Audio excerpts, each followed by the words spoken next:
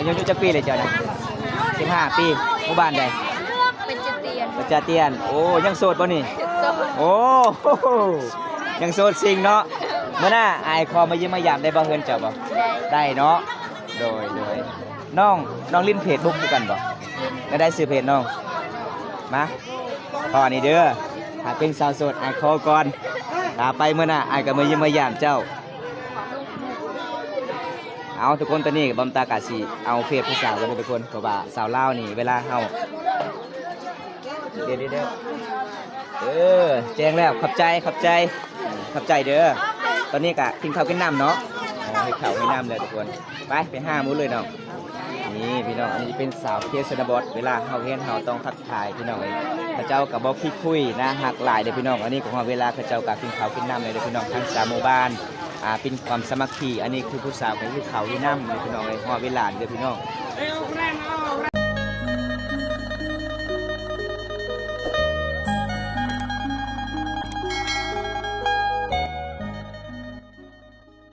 สบายดีอ่ะ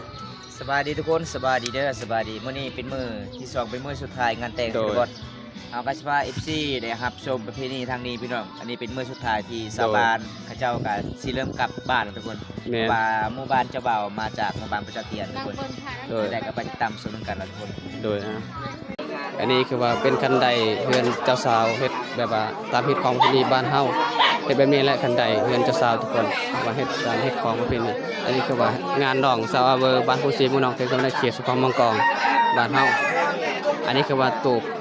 เพื่อทับเพกบ้านเจ้าบ่าวทุกคนอย่างไรคนอันนี้ก็เป็นผู้สาวบ้านเจเตียนบ้านเจ้าบ่าวเนาะสาวมีแต่งามๆในบ้านเจเตียนเนี่ยทุกคนนี่ไก่สิแลเนาะเวียกเจ้าซอยมื้อนี้เนาะอ๋อประมาณ 11 โมง 12 โมงน้องก็สิได้พักทุกคนเลยเมื่อคืนนี่น้องก็บ่ได้พักบ่ได้พรเลยมีแต่แอวอ่อนอย่างเดียวบ่ บ่ได้พรบ่น้องคืนนี่บ่เนาะมีแต่ซอยเวียกเนาะเอาพี่น้องเวียกทางใดก็คือสาวเนียงมาซอยตลอดเลยทุกคนน้องก็เก่งเลยพี่น้องเฮ็ดเวียกเฮ็ดงานเลยทุกคนบ่ฮานี่กำลังเป็นชิมวนอ๋อ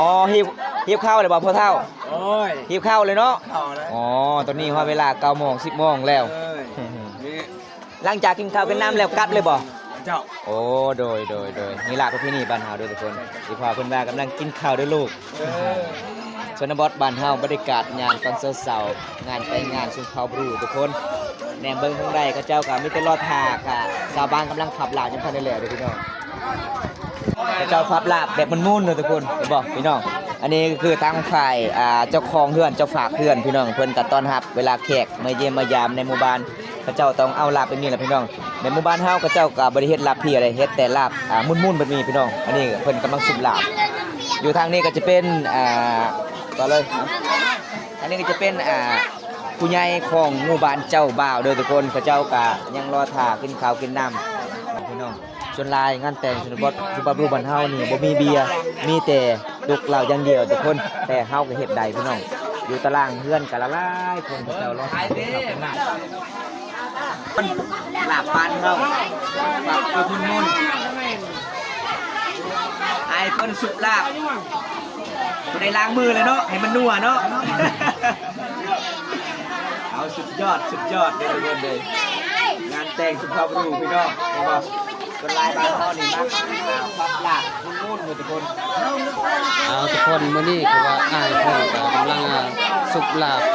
เฮ็ดสดๆเลยทุกคนชนเผ่าบุรุษบางกองบางผู้ซีนี่คือในเขตบ้านเฮาเฮ็ดแบบนี้แหละกำลังคือเฮ็ดลาบสดๆแล้วจังน้อยก็ให้เค้กกินหลายๆคนกำลังรอทานกินน้ำอยู่ทุกคนเบิ่งอยู่นี่คือเป็นอาหารบ้านเจ้าบ่าวทุกคนมื้อนี้ตอนนี้ก็ชาวบ้านเจ้าบ่าวกำลังเตรียมกินข้าวกินน้ำแล้วทุกคนอันนี้ก็คือว่าทางบ้านเจ้าบ่าวกำลังเตรียมอาหารกันเตรียมถ้วยเตรียมข้าวเตรียมลาบแล้วก็มื้อนี้ที่12ของ14กำลังเตรียมบรรยากาศตอนเช้ากินข้าวกินน้ำแล้วหลังจากนั้นแล้วก็เตรียมสิมื้อบ้านครับก็จะเตรียมทุกคนบ้านเจ้าบ่าวเนาะอันนี้ก็เป็นผู้สาวก็จะเตรียมมีแต่คนงามๆเลยทุกคนนี่พอเวลาแล้วสาวบ้านก็เตรียมขึ้นเขาเป็นน้ำเลยทุกคนขึ้นเขาเป็นน้ำเลยพระเจ้าก็สิกลับแล้วพี่น้องเป็นมื้อนี้ก็เป็นมื้อสุดท้ายในงานแต่งงานเมื่อวานนี้พระเจ้าก็ไปนอน 2 วัน 1 คืนพี่น้องมันเป็นตามประเพณีบ้านเฮาเด้อทุกคนบันไดก็สูงในหลังจากหมู่บ้านเจ้าบ่าวกลับบ้านเมื่อบ้านแล้วพระเจ้าต้องมาออกแล้วทุกคนเอาไว้จุดนี้ตลอดมันก็บ่ได้อีกพี่น้องคลำอีกทุกคนประเพณีบ้านเฮาเด้อคิดฮีดที่เป็นเรือนในศาลหลังจากที่พระเจ้ากลับบ้านพระเจ้าต้องมาแล้วก็ไปทิ่มเอาไว้อยู่กลางป่าเด้อทุกคนประเพณีบ้านเฮาประเพณีนี่พี่น้องบ่าวกาสิเอาขึ้นเครื่องของเลยเด้อทุกคนเลยสิมาแต่งกินสำเร็จแล้วกาสิมามอบให้ชาวบ้านมาร่วมงานแต่งมื้อนี้อันนี้คือเจ้าบ่าวพี่น้องเห็นบ่เจ้าบ่าวกับเจ้าสาวมื้อนี้ก็สิเมื่อหลายได้พอให้ชาวบ้านมาร่วมงานแต่งมื้อนี้ได้กินข้าวกินน้ำอิ่มพี่น้องเอ้ยทุกคนตอนนี้ก็คือว่าเป็นผู้สายสาวนุ่มกำลังสิเฮ็ดหลาดการกินจังหน่อยกันย่อให้หลายๆผู้หญิงทางบ้านเจ้าบ่าววันนี้กำลังกินข้าวกินน้ำตอนนี้ผู้สาวก็ยังบ่ได้ทานกินน้ำเพราะว่ากำลังเตรียมเบิ่งสาวนุ่มกำลังเตรียมอาหารการกินย่อให้หลายๆคนทางบ้านเจ้าบ่าวนอกกินข้าวกินน้ำแล้วจังหน่อยก็เตรียมเมื่อบ้านทุกคนนี่พระเจ้าปัดสินยอกเขาแล้วทุกคนเลยตอนนี้ก็ยอกเขามาเป็นลาบยอกเขาให้หมู่บ้านทั้งบ้านเจ้าบ่าว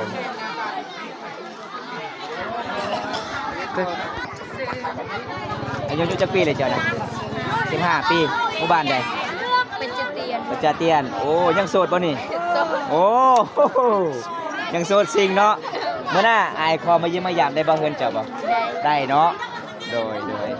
น้องลิ้นเพจบุ๊กด้วยกันบ่แล้วได้ซื้อเพจน้องมา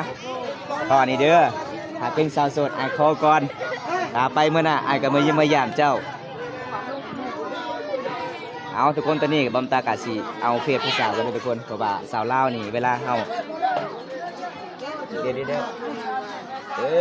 แจ้งแล้วขอบใจเด้อตอนนี้ก็กินข้าวกินน้ำเนาะให้ข้าวให้น้ำเลยทุกคนไปห้ามื้อเลยเนาะ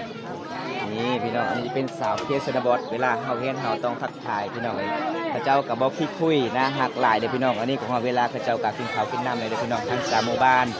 เป็นความสามัคคีอันนี้คือผู้สาวของเขาที่น้ำเลยพี่น้องเลยฮอเวลาเด้อพี่น้องเคสนบอสบ้านเฮานี่เวลาที่เฮาเฮ็ดงานแต่งงานจัดงานดองว่างานแต่งก็คือแบบนี้ล่ะพี่น้องเลยไป2 ทาง 3หมู่บ้านหลายคนพี่น้องก็คือผู้ใหญ่น่ะกินตำลังได้เด็กน้อยหรือว่าผู้สาวกินก่อนเด้อพี่น้องบอกที่นี่บ้านเฮาพี่น้องเป็นรถหมู่บ้านของเจ้าบ่าวมาทุกคนเห็นบ่พระเจ้ากะไปทางละลายคนเพราะว่าสาวหมู่บ้านไปส่งเจ้าสาวไปเฮือนอีพ่อแม่ก็เป็น2 คันรถใหญ่เลยทุกคนอันนี้คือว่ารถเป็นบ้านเจ้าบ่าวตอนนี้บ่าวเพชรก็มาให้สาวบ้านมาจะเจียนกินข้าวกินน้ำแล้วจังหน่อยกินข้าวกินน้ำเลยเนาะวันนี้กินน้ำแล้วหิวข้าวแล้วบ่อ้ายกินแล้วเนาะกินข้าวแล้วกลับเลยบ่กลับบ่มื้อนี้กลับเลยอ๋อกลับเลยเนาะอ้ายเนาะแล้วเกินก็กลับเลยอ๋อเดินทางไกลบ่อ้ายเดินทางไกลบ่โอ้ทางไกลนะเส้นทางลำบากบ่อ้ายทางบ่ยากเส้นทางอ๋อแต่พุ่นลายเนาะโดยอันนี้ก็เจ้าก็สิเกียมกินข้าวกินน้ำผู้สาวก็หิวข้าวหิวน้ำแล้วฮอดเวลาเด้อทุกคนกินมื้อกินนี่น้องแหละกินคือกันอ๋อโดยบ่อ้ายอันลูกพระธาตุเนี่ยพระดองเท่าใดนะพระดองเจ้าสาว15 ล้านบ่อ๋อก็คือจ่ายหมดเลยบ่หรือว่าติดหนี้จ่ายมันเลยเนาะอ๋อขดอง15 ล้านทุกคนเฮาก็สิถามอีพ่อเพิ่นอีพ่อไข่ตังโมงก็หมดตะเวนสำเร็จเนาะมื้อนี้เนาะแม่เอาประเพณีบ้านเฮาแต่มื้อนี้ทุกคนเลยไอ้พ่อเพิ่นฮู้จักเพราะว่าไอ้พ่อเพิ่นก็เป็นพ่อใหญ่พี่น้องเพิ่นก็ฮู้จักประเพณีบ้านเฮาที่12ของ14มื้อนี้สำเร็จไปดูดีเนาะไอ้พ่อเนาะโอ้โดยเอาขอบใจหลายเด้อพ่อเด้อโดยเอาพี่น้องเฮาก็สิไปเลาะก่อนเด้อทุกคนโดยไปเลาะเบิ่งผู้สาวกินข้าวกินน้ำก่อน กินข้าวกินน้ำก่อนแล้วจึงกลับป้ากินแล้วบ่เอิ้นอายเลยเนาะ แอมบ่แอมเพิ่นว่าแซ่บหลายมีหยังเจ้าคือบ่กินข้าวน้องกินแล้วเจ้าเป็นน้องเบาพางบ่อ๋ออันนี้เป็นน้องเบาพางเลยทุกคนก็คือ มาจากหมู่บ้านประจัดเตียนสาวบ้านประจัดเตียนมีแต่คนจุบๆงามๆเลยทุกคนเลยเป็นหมู่บ้านของเบาเฮียงน้องดาสาวเผามังกองในผ่านเดือนพี่น้องที่บอมตาก็เคยไปเยี่ยมไปยามเลยทุกคนกินหมดเด้อผู้สาวเด้อถ้ากินบ่หมดนี่เขาเจ้าบ่ให้กลับได้บานได้ เอาหยอกสาวน้อยก่อนทุกคนน้องๆกับสิบกล้ากินข้าวกินน้ำเฮากับสิปิดคลิปก่อนเด้อทุกคนเลย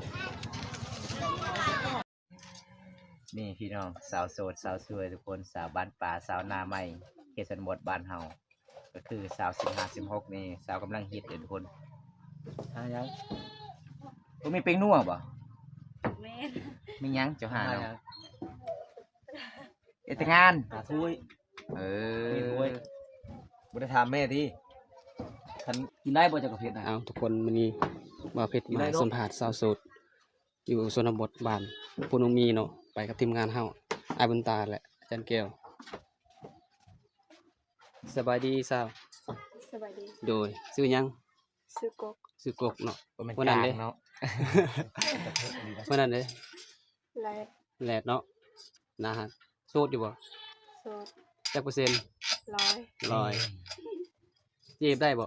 จีบได้ จีบได้เนาะโอ้ ก็มากอันนี้ก็ได้บ่ ได้ชื่อ เจ้าเล่นเฟซบ่ มากมาจากเงินมากไข่ไก่ มะเขือ มะเขือ มะเขือมังกึก ยอกน้องเอามากไข่ไก่ ด้วย เจ้าใส่ยังในสลัดเจ้าตำแจ่วมื้อนี้ฮะ หนักผัง เจ้าใส่ยัง นัก เจ้าใส่นักบ่ อะไรทำอะไรอีกไงอะไรตัว เยังบ่ ตั้งแต่เดียว เออ ว่าผมกง สิไปเอามากอันนี้ไปทำกันแล้วมันก็ แต่ ยัง แม่ มันบ่พอชิมมาก่อน ชิมเบิ่งก่อนได้ไหมสะกกสลัดไปกินลองเบิ่งมันสิแซ่บมันสิ ไหนไอ้บอกนายใส่มือถุงนะมันจากเชฟบอกแล้ว ใส่ลายแซ่บลายภาษาบ้านเจ้าเอิ้นว่าจังใดนั่นน่ะน้ำตาลบ่ ไป แป้ง เพลงนัว แตงทานา เอาสูตรบานๆนะทุกคนเวลาเขาเจ้าเฮ็ดกินเมี่ยงนี่ส่วนหลายมักใส่ขิงทุกคน ต้มยำ ใช่น้ำมาชมบ่ได้ใช่บอกเชฟคือกันได้ใช่ ตะ น้ำ เบิ มาชม น บ่ใช่ชุดนี้บ่ใช่เนาะ เซากกสิไปไส อันไหนไปเอาจะเอามาเดือนอันไหนอันนี้ ไอ้ตันเนื้อ มักเดือเนาะ เอาสองสาว เอาไปนำผู้สาวเซากกสาวแรกทุกคนเรามาเดือกินสมน้ำกันมื้อนี้ เชฟได้ อยู่เขตชนบทบ้านทุ่งศรีเมืองรองเขตสุวรรณเขต อันนี้ก็คือทีมงานเฮาอาจารย์แก้วก็เลยคือว่าอ้ายบุญตามื้อนี้ไปกับสาวเขตชนบทสาวโสดซิงทุกคนบ่มีแฟน100%เพิ่นว่าเนาะอยู่เขตชนบทบ้านพุนมีสาวงามๆเลยทุกคนลายดีทุกคน ต่อเด้อต่ออ้อเด้อ เห็นอะไรโอ้สิเอากระตาตุ้งเอา เออ ตุ้งก็ได้ตุก ถึกเสยตาแล้วเลย ล้างเอามือล้างเอา ล้างเอาก็ได้เนาะบ่แม่นเขาเจ้าไปถ่ายจุดนี้บ่เขาเจ้าไปขี่บ่ หมู่บ้านนอกนี่บ่มีห้องน้ำเลยทุกคนเลยชุนลายเท่านี้แหละไม่รู้ ห้องน้ำบ้านเฮาทุกคน เนี่ยลายยางมันเข้าตา ขีดตามธรรมชาติอยู่ป่าเลย เนี่ยได้สกุกตัวใดก็บ่คักตัวใดก็บ่ อีกเอ๊ะเหรอ ลูกหลายเจ้าเนาะผู้ใดก็บ่คักผู้ใดก็บ่คัก ต่อไหม บ่มันบ่ตกดอกสกุกละปิ่น โอ้ โอ้เก่งหลายเซากกเนาะ เก่งเอา เอา โอ้เนาะเจ้ากัน ทดลองเกิบดิ เกิดของเท่ เกิบแม่นมักดื้อกับมักดื้อบ่ตก เกิบราชา สกุกเจ้าเฮ็ดเป็นทุกอย่างคอยเบิ่งนี่เป็นเมียอายก็ได้บ่ ได้ เป็นบ่ได้เนาะอายมีเมียแล้วเนาะสกกเนาะ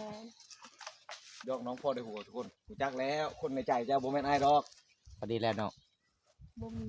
พอดีแล้วสำนี้ เอาหลาย เอาไล่ป่ะ อืม กินบ่เบิดสิได้เด้อถ้ากินบ่เบิด ๆ นี่ เอาไปกินกับลาบปลาสกุกเวลาสิลงหาปลาจังได๋ ถ้ากินบ่เบิดนี่พญาบ้านหายได้เฮาไปเก็บได้ กินกับลาบปลาก็แซ่บได้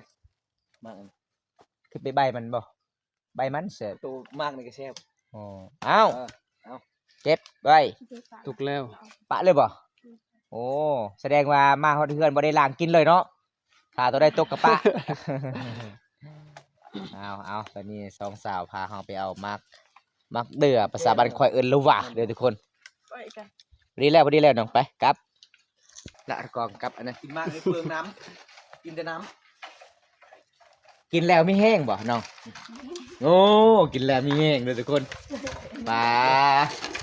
สาวกก อีหยังเจ้าไปคือนักอันนี้บ่ใหม่นี่บ่ เอาทุกคนบอกเพิ่นก็สิปิดคลิปก่อนเด้อเฮ็ดวันนี้บอกเพิ่นมาถ่ายคลิปครั้งที่สองมีหยังแหน่ก็เหลือเบิ่งนำกันอยู่นี่แหละกินข้าวกินน้ำหรือว่าเฮ็ดการที่ต้องกินของเฮาที่12ของ14มื้อนี้ไปได้เห็นคลิปนี้แล้วอย่าลืมมาสมัครฟังเป็นฝากกดไลค์กดแชร์กดติดตามอันนี้คือว่าบ้านเจ้าสาวกินน้ำแล้วก็เมื่อบ้านความจะเตียนบ้านเจ้าบ่าวเนาะทุกคนเนาะคลิปนี้ก็ประมาณนี้แหละอย่าลืมมาเป็นฝากกดไลค์กดแชร์เจอกันคลิปหน้าบ๊ายบายทุกคน